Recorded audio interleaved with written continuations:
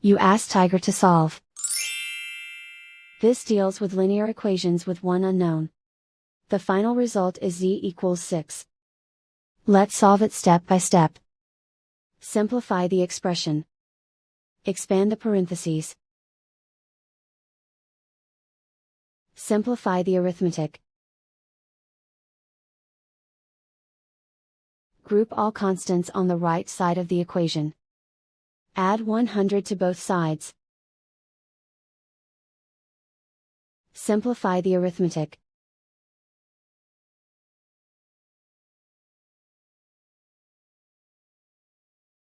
Isolate the z. Divide both sides by 10. Simplify the fraction. Find the greatest common factor of the numerator and denominator.